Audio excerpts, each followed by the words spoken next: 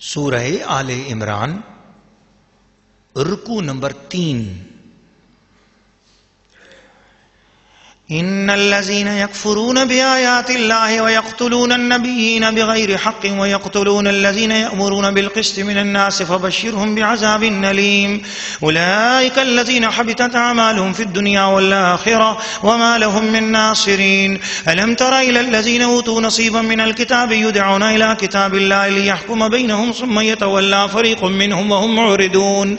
ذلك بأنهم قالوا لن تمسنا النار إلا أياما معدودات وغرهم في دينهم ما كانوا يفترون. فكيف إذا جمعناهم ليوم لا ريب فيه ووفيت كل نفس ما كسبت وهم لا يظلمون.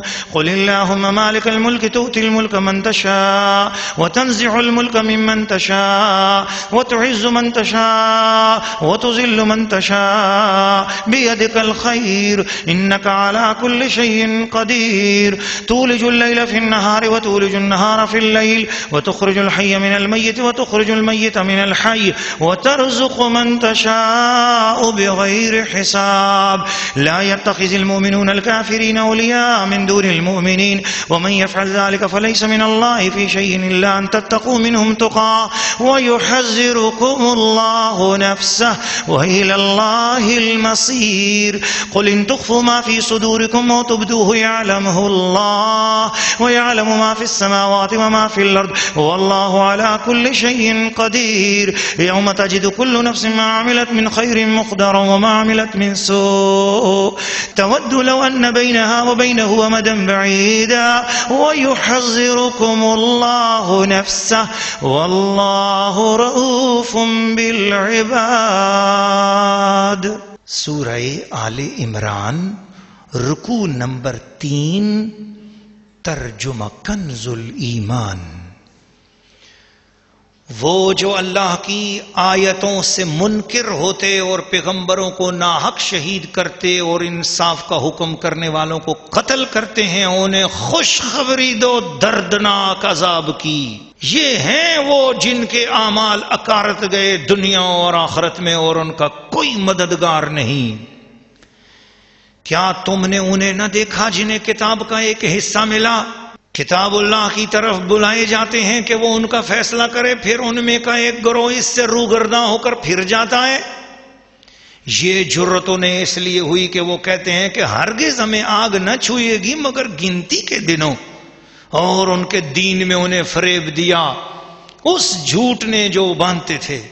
تو کیسی ہوگی جب ہم انہیں اکٹھا کریں گے اس دن کے لیے جس میں شک نہیں، اور ہر جان کو اس کی کمائی پوری بھر بالکل پوری دی جائے گی اور ان پر ظلم نہ ہوگا. یوں عرض کر اے اللہ ملک کے مالک، تو جسے چاہے سلطنت دے اور جس سے چاہے سلطنت چھین لے، اور جسے چاہے عزت دے اور جسے چاہے ذلت دے. ساری بھلائی تیرے ہی ہاتھ ہے، بے شک تو سب کچھ کر سکتا ہے. تو دن کا حصہ رات میں ڈالے اور رات کا حصہ دن میں ڈالے، اور مردہ سے زندہ نکالے اور زندہ سے مردہ نکالے، اور جسے چاہے بے گنتی دے. مسلمان کافروں کو اپنا دوست نہ بنا لیں مسلمانوں کے سوا، اور جو ایسا کرے گا اسے اللہ سے کچھ علاقہ نہ رہا مگر یہ کہ تم ان سے کچھ ڈرو، اور اللہ تمہیں اپنے غضب سے ڈراتا ہے اور اللہ ہی کی طرف پھرنا ہے. تم فرما دو اگر تم اپنے جی کی بات چھپاؤ یا ظاہر کرو، اللہ کو سب معلوم ہے اور جانتا ہے جو کچھ آسمانوں میں ہے اور جو کچھ زمین میں ہے، اور اللہ ہر چیز پر اللہ کا قابو ہے. جس دن ہر جان نے جو بھلا کام کیا حاضر پائے گی اور جو برا کام کیا امید کرے گی کہ کاش مجھ میں اور اس میں دور کا فاصلہ ہوتا. اور اللہ تمہیں اپنے عذاب سے ڈراتا ہے اور اللہ بندوں پر مہربان ہے. ناظرین و ناظرات، سامعین و سامعات، سورہ آل عمران رکوع نمبر 3 کی تفسیر. پہلی آیت جس میں یہ بتایا گیا کہ ان الذین یکفرون بآیات اللہ ویقتلون النبیین بغیر حق وہ لوگ جو اللہ کی آیتوں کے منکر ہوتے ہیں پیغمبروں کو ناحق شہید کرتے ہیں. دراصل یہودیوں کی ایک ماضی کی بہت بڑی بری کارستانی کو اللہ تعالیٰ نے سامنے لایا. جب وہ اللہ کے پیارے حبیب محمد مصطفیٰ صلی اللہ علیہ وسلم کے بے ادب اور گستاخ ہوئے تو اللہ نے ان کی صدیوں پہلے کی ہوئی ایک گستاخی کو سامنے لایا اور ان کا یہ عیب بھی سامنے رکھا. جب انہوں نے ایک ہی گھڑی میں ان کے دہشت گرد ان کے قاتل اٹھے اور ایک دن میں 43 انبیاء کرام کو صبح کے وقت شہید کر دیا. وہاں کے لوگ اٹھے اور انہوں نے ان قاتلوں، دہشت گردوں، گستاخوں، بے ادبوں کو سمجھایا کہ ایسے ہستیوں، اللہ کے پیارے بندوں کو تم نے شہید کیا، ان پیغمبروں کو تم نے شہید کیا، ظالموں کیا کر رہے ہو. سمجھانے والے لوگوں کی تعداد 112 تھی. شام کے وقت انہوں نے ان کو بھی شہید کر دیا. وَيَقْتُلُونَ الَّذِينَ يَأْمُرُونَ بِالْقِسْطِ مِنَ النَّاسِ، انصاف کا حکم کرنے والوں کو قتل کرتے ہیں. وہ جنہوں نے کہا کہ کیا کیا تم نے، ایسی ہستیوں کو شہید کر دیا، تو جو کہنے والے تھے ان کو بھی شہید کر دیا. اس حد تک سفاکی یہودیوں میں تھی. اور آج بھی دنیا بھر میں جو دہشت گردی اور سفاکی ہے اس کے پیچھے یہودیوں کی ہی سازش ہے اور یہودیوں کا ہی ہاتھ ہے. دنیا کے جس ملک میں آج ظلم و ستم ہو رہا ہے اس کے پیچھے یہودیوں کی سازش ہے. اس کے بعد وہ آیت کریمہ قل اللہم مالک الملک تؤتی الملک من تشاء. فتح مکہ کے بعد نبی پاک صلی اللہ علیہ وسلم نے غیبی خبر دی. حضور نے فرمایا کہ اللہ پاک نے مجھے خوشخبری دی ہے کہ عنقریب فارس فتح ہوگا، ایران فتح ہوگا، روم فتح ہوگا. روم اور فارس میں میرے غلاموں کے جھنڈے گاڑے جائیں گے.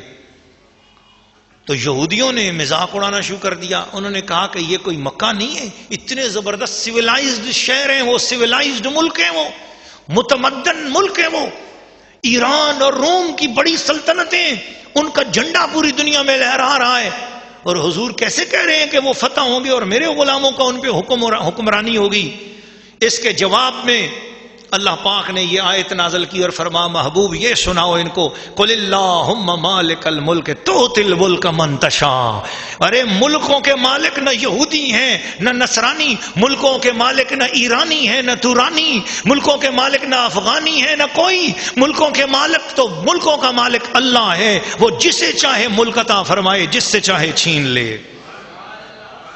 تو یہ آیت کریمہ حضور صلی اللہ علیہ وسلم کی غیبی خبر دینے کی شان میں اور حضور علیہ السلام کی عظمت کے لیے یہ آیت اتری، حضور کی شان بلند کرنے کے لیے یہ آیت اتری کہ لوگوں، نبی جب کوئی غیبی خبر دے دے تو اس پر یقین کرنے والوں تم یوں کہا کرو قل اللہم مالک الملک تؤتی الملک من تشاء وتنزع الملک ممن تشاء. جو کچھ نبی نے فرمایا انشاءاللہ اسی طرح ہو کر رہا اور اسی طرح ہو کر رہے گا اور اسی طرح ہو کر پھر رہا. لوگوں نے دیکھا کہ ایران کی سرزمین پر بھی جھنڈا حضور کے غلاموں کا لہرا گیا اور روم کی سرزمین پر بھی جھنڈا رسول اللہ کے کلمہ پڑھنے والوں کا لہرا گیا. پھر آگے یہ فرمایا گیا کہ مسلمانوں کو یہ نہیں چاہیے کہ وہ غیر مسلموں کے ساتھ دوستی گانٹتے پھریں اور غیر مسلموں کے ساتھ وہ دوستیوں کے ہاتھ بڑھائیں، بلکہ مسلمانوں کو چاہیے کہ دوستی مسلمانوں سے ہی رکھیں. لیکن اگر کوئی سیاسی ضرورت کی بنا پر کبھی کوئی تھوڑی آپس میں سلام دعا رکھنی پڑتی ہے تو وہ ایک الگ چیز ہے، لیکن اپنا رازدار نہیں بنانا چاہیے غیر مسلموں کو.